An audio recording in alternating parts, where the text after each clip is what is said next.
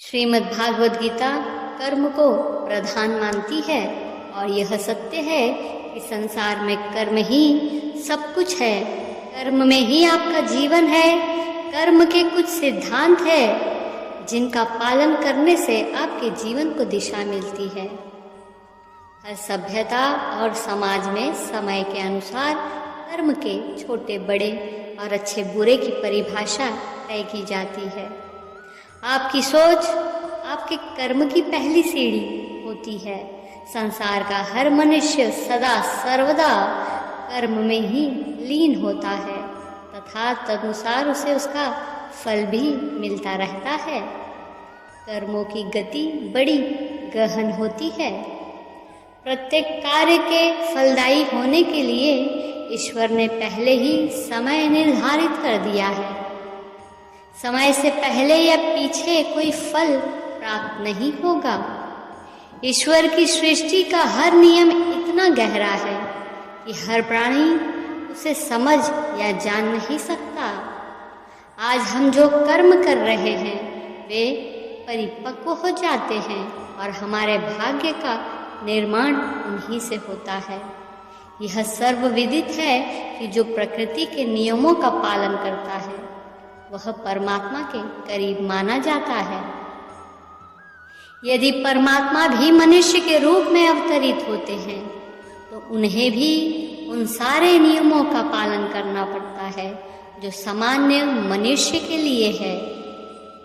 कर्म को पूजा मानते हुए जब हम राग द्वेष को मिटा देते हैं तब हमारा स्वभाव शुद्ध हो जाता है।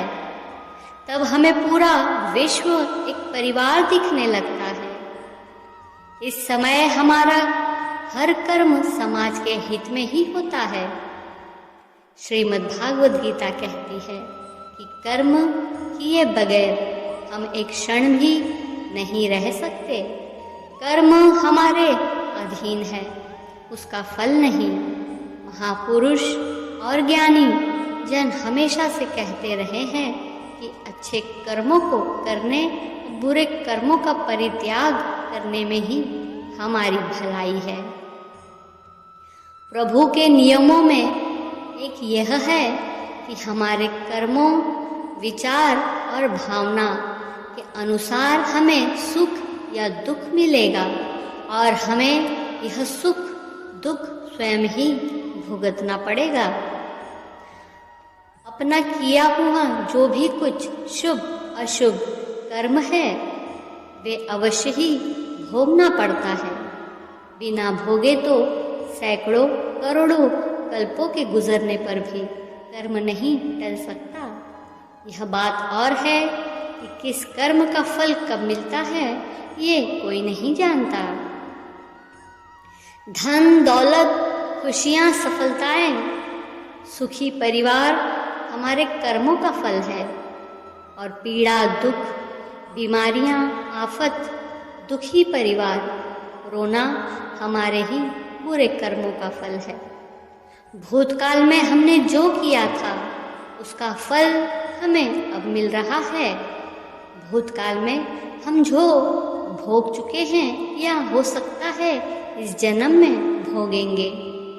मनुष्य को ऐसी कमाई इकट्ठी करनी चाहिए जो इस संसार में भी काम आए और मृत्यु के बाद उसे हम साथ में भी ले जा सके और अगले जन्म में भी हमारे ही काम आ सके।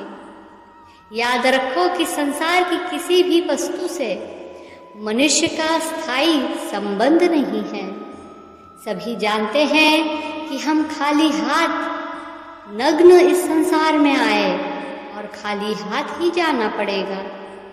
मृत्यु के समय यह धन दौलत, जमीन मकान, व्यापार नौकरी, नाम शोहरत, रिश्तेदार, भाई बहन, माँ बाप, सभी बच्चे, कोई भी साथ रहने वाला नहीं है। किसी को भी साथ नहीं ले जा सकते। चाहे राजा सम्राट हो या कोई भिखारी हो। इसलिए इतना मोह, इतना ज्यादा लगाव इनसे क्यों रखें। साथ में हमारे जाएंगे सिर्फ हमारे अपने किए हुए अच्छे या बुरे कर्म, कीर्ति या अपकीर्ति, दान धर्म परोपकार, दुखियों की सेवा, पुण्य जो भी हम इस जन्म में करेंगे यह अवश्य साथ जाएगा और हमारे ही काम आएगा।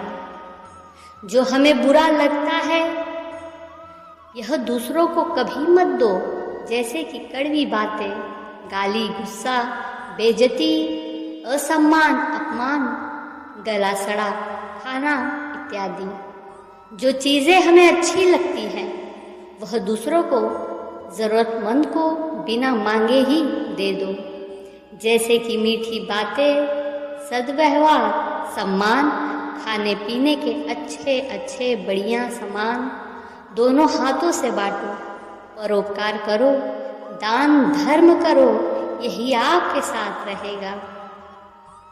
हमें प्रत्येक दिन जब भी हमारा मन शांत हो, आंखें बंद करके कुछ मिनट यह सोचना अवश्य चाहिए कि हम इतनी बड़ी अशांति को अपने साथ क्यों बांधे हुए हैं। यह भागदौड़, तनाव, ताना बाना जैसा जाला बुनकर खुद उसमें उलझे हुए क्यों हैं और किसके लिए। एक दिन इन सब वस्तुओं को ज्यों का त्यों छोड़कर यहाँ से चल देना है। जब जाएंगे तब साथ में कुछ भी ले नहीं जाएंगे। आप कितने भी उपाय कर लो, सारे उपाय यहीं धरे के धरे रह जाएंगे। सिर्फ भगवान नारायण प्रभु की भक्ति, दुखियों की सेवा, दान पुण्य साथ में अवश्य जाएगा।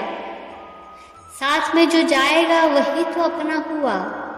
साथ में जो नहीं ले सकते वे सब पराया हुआ।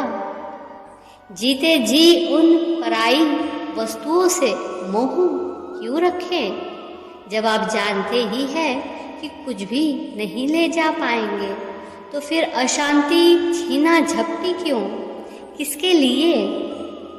इसलिए हर कार्य प्रभु के निमित्त समझकर फल प्रभु पर छोड़ दो, वो कभी बुरा करेंगे ही नहीं। तो सोचो फिर दुख क्यों करें। दुख सुख भी एक सोच के कारण ही तो है। दुख को भी सुख मानो, प्रभु सुख ही सुख कर देंगे। मोक्ष की इच्छा हो तो जहर जैसी गलत चीजों को दूर से ही त्याग दे और संतोष, दया और सरलता जैसे अमृत का प्रतिदिन श्रद्धा से सेवन करें। जब हम जमीन में कोई फल का पौधा लगाते हैं तो उसको उगने में और बड़े होने में समय लगता है ना। और फिर कहीं साल 2 साल बाद बड़ा होता है। फिर उस पर फल लगते हैं, क्योंकि किसी भी कर्म का फल एक दिन में नहीं मिलता, चाहे वो अच्छा हो या बुरा। यह अब आपके ऊपर निर्भर करता है कि आप कर्म कौन सा कर रहे हैं। फल मिलने में समय जरूर लगेगा, पर मिलेगा जरूर। यही समय और परमात्मा का नियम है कि हमारे द्वारा किए गए हर कर्म का सुख और दुख हमारे कर्मों के ऊपर ही निर्भर करता है। हमें सुख और दुख अपने द्वारा किए गए कर्म का हिसाब किताब चुकता कर रहे हैं। कर्मों का फल हमें अवश्य ही भुगतना ही पड़ेगा। इसलिए जब हम किसी को दान देते हैं तो सोच समझ कर दें, क्योंकि एक दिन हमें यह दुगना होकर मिलेगा। इसी प्रकार हर काम करते समय भी ध्यान रहे कि हम कौन सा काम सही कर रहे हैं, कौन सा गलत हो रहा है। इसलिए कभी भी भूल कर भी किसी की आत्मा न दुखाएं। जितना हो सके अपनी तरफ से अच्छा ही करें।